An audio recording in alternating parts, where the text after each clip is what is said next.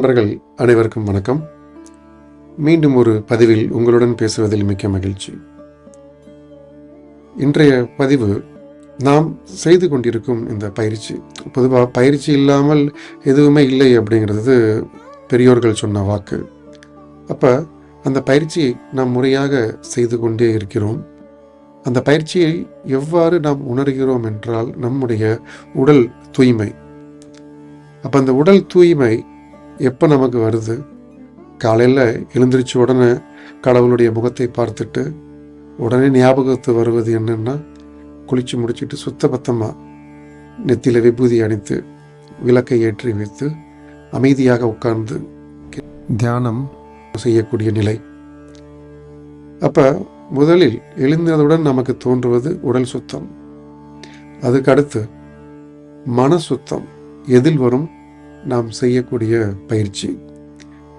யாராக இருந்தாலும் சரி, பயிற்சி தான் ஒருவனுடைய முன்னேற்றத்திற்கு ஒரு படிக்கல்லாக இருக்கும். கண்டிப்பாக அது தடைக்கல்லாக இருக்காது. அந்த பயிற்சி என்பதும் ஆழ் மனதில் தியானத்துடன் கவனத்துடன் எதை செய்கிறோம் என்பதை புரிந்து கொண்டு செய்தோமே ஆனால், அப்போ உடல் தூய்மை அடைந்து விட்டோம், மன தூய்மை அடைந்து விட்டோம். இதற்கு அப்புறம் தான் என்ன வரும்னா, பொது நலன் அப்படிங்கிறது ஆட்டோமேட்டிக்காக மனதில் தோன்றும். சரி, ஏன் சார் இப்போ ஒரு உடல் நலம், அதாவது ஒரு உடல் சுத்தம் இல்லாமல் மன சுத்தம் இல்லாமல் நம்மால் ஒரு தெய்வீகத்தை உணர முடியாதா, இல்லை ஒரு பொது நலனை செய்ய முடியாதா என்றால் கண்டிப்பாக செய்ய முடியாது. ஏன் செய்ய முடியாதுன்னா, ஒரு உடல் தூய்மை மன தூய்மை இருந்தால்தான் வெளிப்படையாக கொடுத்தல் அப்படிங்கிற ஒரு எண்ணம் மனிதருக்கு வரும். கொடுத்தல் அப்படின்னா என்ன? நம்ம சம்பாதிக்கிறது பூரா எடுத்து கொண்டு போய் ஒருத்தர் கையில் கொடுக்கறது அப்படிங்கிறதா? இல்லை. நீங்கள் சம்பாதிப்பது உங்களுடைய நன்மைக்காக, உங்களுடைய வாழ்க்கைக்காக, உங்களுடைய வாழ்வாதாரத்திற்காக. அது உங்களுக்கு மட்டுமல்ல, உங்களை நம்பி இருக்கக்கூடிய உங்கள் குழந்தைகள், பெற்றோர்கள், உங்களுடைய சொந்த பந்தங்களுக்காக நீங்கள் வேலை செய்து சம்பாதிக்கக்கூடியது. அது ஒரு புறம் இருக்கட்டும். அப்போ கொடுத்தல் அப்படின்னா என்ன அப்படிங்கிறது அன்னதானம். அப்போ அன்னதானம் அப்படின்னு ஒன்று கொடுக்கணும்னு ஒரு மனிதனுக்கு தோன்றும் போது என்ன ஆகும் அப்படின்னா, அவருடைய உள்ளம் தூய்மை அடையாமல், முதலில் உடல் தூய்மை அடைந்த பின்பு செய்யக்கூடிய பயிற்சியின் மூலம் அந்த உடல் தூய்மையோடு சேர்த்து மனதின் தூய்மையை பெற்ற பொழுதுதான் ஒரு ஆத்மாவிற்கு ஒரு பசி ஆற்ற வேண்டும், அதற்கு தான் ஒரு கருவியாக செயல்பட வேண்டும் என்ற எண்ணம் வரும். அந்த எண்ணம் வந்த என்ன ஆகும்? ஆசீர்வாதங்கள் அள்ளி குவிந்து கொண்டே இருக்கும். யார் மூலமாக? நீங்கள் கொடுக்கக்கூடிய ஒவ்வொரு அரிசியிலும் எழுதப்பட்ட பெயர்கள் மூலமாக உங்களுக்கு அந்த ஆசீர்வாதங்கள் வந்து கொண்டே இருக்கும். அப்போ இந்த ஆசீர்வாதங்கள் வந்து கொண்டே இருக்குமே ஆனால், ஏற்கனவே தானம் அப்படிங்கிறத விட அன்னதானம் அப்படின்னு ஒன்று எடுத்து ஒருவர் சொல்லும் பொழுது, அதை எடுத்து செய்யும் பொழுது ஆட்டோமேட்டிக்காக கர்ம வினை குறைவதை நாம் பார்ப்போம், கண்டிப்பாக பார்ப்போம்.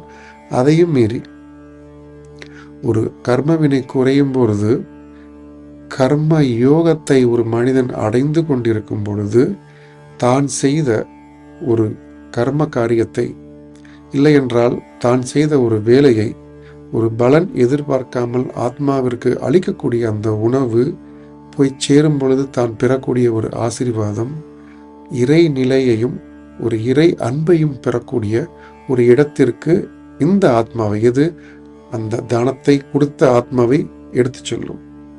அப்போ எடுத்து செல்லும் பொழுது என்ன ஆகும் அப்படின்னா, எதில் இன்பம் உண்டு, எதில் பேரின்பம் உண்டு அப்படிங்கிறத ஆராய்ந்து தெரிந்து கொள்ளக்கூடிய ஒரு பக்குவத்திற்கு முன்னேற்றம் அடைவார்கள். சரி சார், அப்படி ஒரு பேரின்பத்தை அடைவதால் எனக்கு என்ன கிடைக்கும் அப்படின்னா, இதுதான் பதில். நாம் இன்று அனுபவித்து கொண்டிருக்கும் அனைத்து இன்னல்களுக்கும், கஷ்டங்களுக்கும், துன்பங்களுக்கும், சுற்றி இருக்கும் பொறாமைகளுக்கும் எல்லாத்துக்குமே என்ன காரணம்? முற்பிறவியில் நாம் செய்த கர்ம வினை. நாம் இந்த உடலை பெற்று வந்ததற்கு உண்டான நோக்கம் என்ன?